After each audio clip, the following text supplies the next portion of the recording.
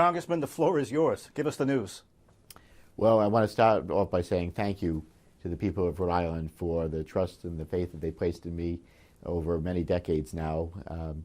But after more than 37 years in public life, and after a very difficult decision, speaking with my family and close friends, I've decided not to seek re-election and hope to have a better work-life balance and be able to stay closer to home. All right. Well, that's a lot. Now let's begin. When did this decision come to you?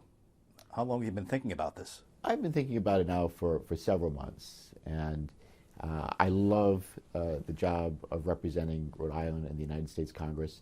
It has been the honor and the privilege of my life to serve as their congressman for the 2nd District of Rhode Island. But over time, I've been thinking about, what I want to do with my life going forward, and how much, have I accomplished? Have I done everything that I set out to accomplish? And although there's always more work to be done, I'm very proud of what I've been able to accomplish with my team and on behalf of the people of Rhode Island. Certainly the work I've done in cybersecurity. When I first started on cyber, nobody knew about it, nobody really cared. Now everybody knows about it, and a lot more people care about it. And very proud of the fact that I was able to establish the first ever National Cyber Director, a Senate confirmed position. Chris Inglis was just appointed by the President recently. My work over the years on disabilities issues and trying to fight for more equality for and support for people with disabilities. The work that we did with President Obama, one of the proudest moments of my time in Congress, working with President Obama and the delegation when we passed the Affordable Care Act that provided more affordable coverage for millions of people. Right. Millions of people that were previously uninsured now have health insurance. The list goes on and on. Right. And there's so much to be proud of.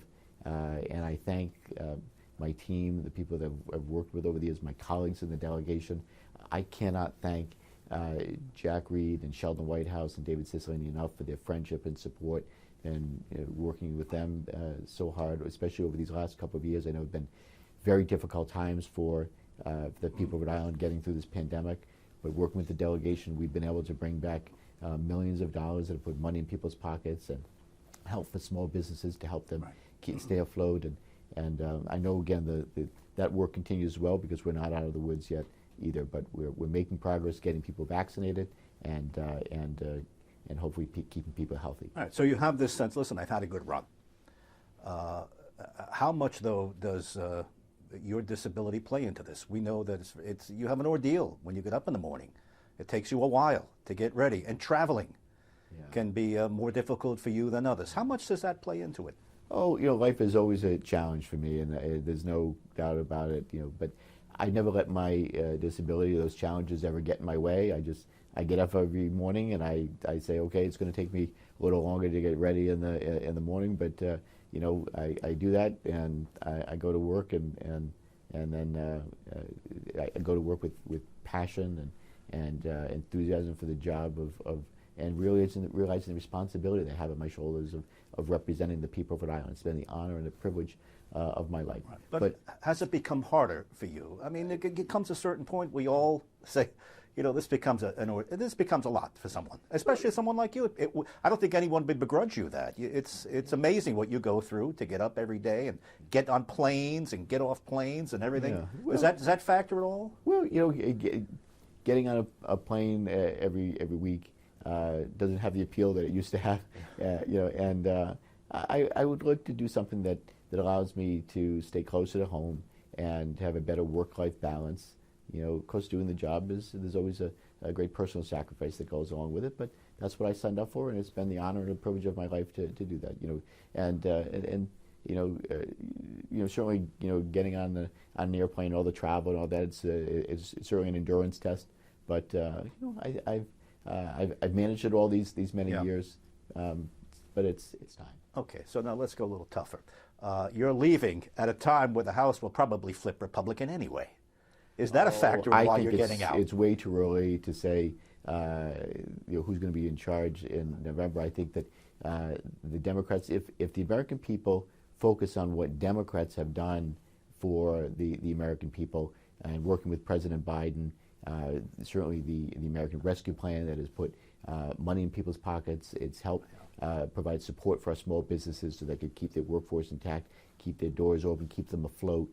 The funds that we've been able to bring back to the state to help cope and deal with the pandemic. The infrastructure bill that we just passed is going to bring over $2 trillion, $2 billion to Rhode Island. A $1 trillion infrastructure package that's going to fix our roads and bridges. When the American people focus on those things, I really believe that we have a better than a decent shot of maintaining majorities in both the House and the Senate. You've got a good sense of humor. In other words, if everybody would just look away from every poll, Right. that shows the Republicans flipping the House. But you're saying whatever it is, that's not a factor. It's not a factor, and it's too early to say who's going to be in control of the House and Senate. As I said, I think that if we focus on what Democrats have delivered for the American people, I think that Democrats have a good chance of retaining the House, the majority in the House and the Next question, is it because you fear that you might be beat this time around? Senate. Not at all. I have had very strong re-elections with the support of the people of Rhode Island over the last more than 2 decades now. Right. I have every confidence that I would win the election. I don't have any primary opponent right now. There is a opponent that ran the last time. Yes. But I have every confidence that I would, and all of our internal numbers, whatever we see, is very strong for the re-election if I wanted to. But I've just decided that now is time. My goal, and the reason why I started on this journey to begin with, was after I had my accident that left me paralyzed. My dreams were crushed. I had to relearn how to do even basic tasks, and thanks to the help and support of my family, close friends, and an amazing community, the people of Rhode Island that rallied around me at a time when I needed it the most, I said if I could ever do anything to give back, that I wanted to do that. I began this journey as a way of saying thank you to the people of Rhode Island for being there when I needed it the most. And that's why I entered public service, and I've been honored and privileged to serve all these years as a way of giving back, and my hope and my goal to give good public service to the people of Rhode Island, and then be able to leave on my own terms when I'm ready. And I just feel that now is that time. Thank you, Rhode Island. Congressman, well, that leaves us with what's next then? Are you done with politics? You're not going to be the 17th guy to run for governor, are you? Are you going to surprise me here? I am not going to be a candidate for any office this November. I'm not sure what the next steps will be, and as I said, I want to do something that certainly will be in service to the people of Rhode Island somehow. But there's could be many different forms, even in a volunteer capacity. I want to have a better work-life balance, but I have a job to do right now, and we're still not out of this pandemic. So I'm going to continue to focus on the job of serving the people of the 2nd Congressional District in the United States Congress. When we conclude this interview, I'm getting in my van and I'm heading to the airport to fly to Washington, D.C. for votes tonight and votes this week.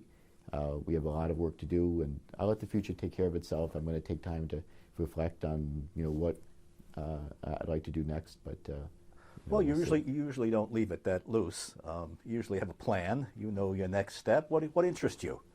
Would you like to be a college president at Rhode Island College? They have an opening, I understand. You're alumnus. Again, I really haven't given a whole lot of thought to what the next step will be.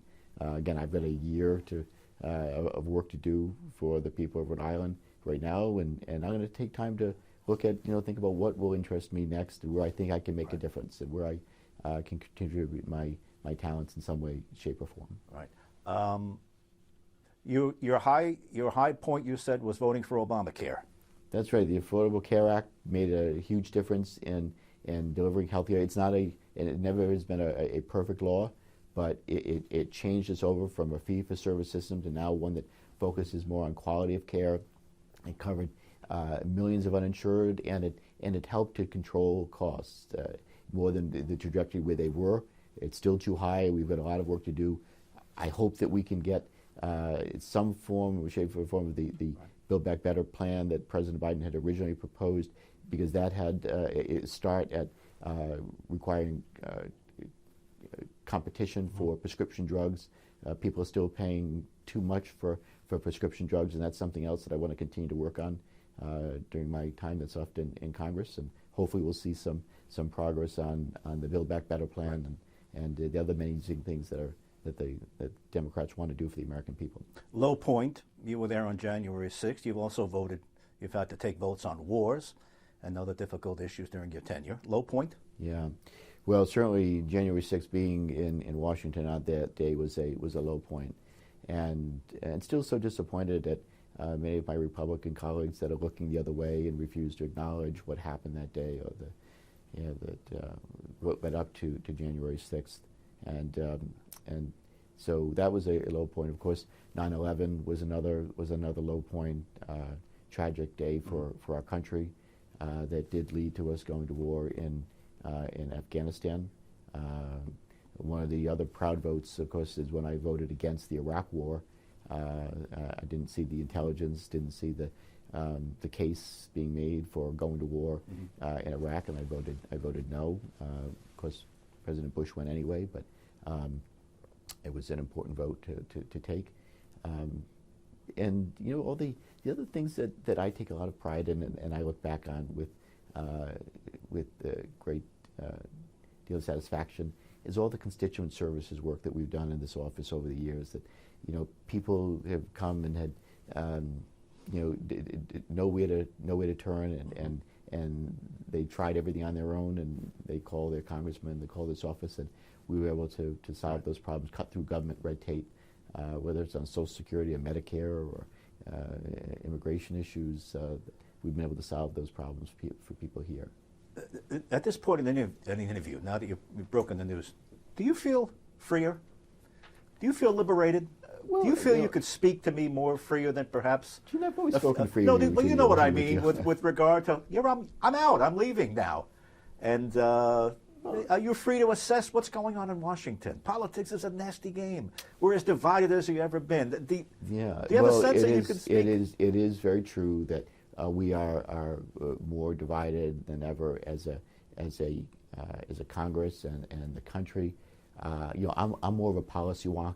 I'm not necessarily the political guy. I went to Washington to solve problems, and so it does cause me a great deal of concern that the Congress and the country are so divided. We really need to find ways to find that middle ground and work closer together to solve the big problems. That's really the only way that really the big problems really get solved in a real comprehensive and meaningful way is to do it together. Congressman, thanks and good luck to you. Thank you, Gene. It's been a pleasure. We'll be seeing more of you. Thank you. I hope so.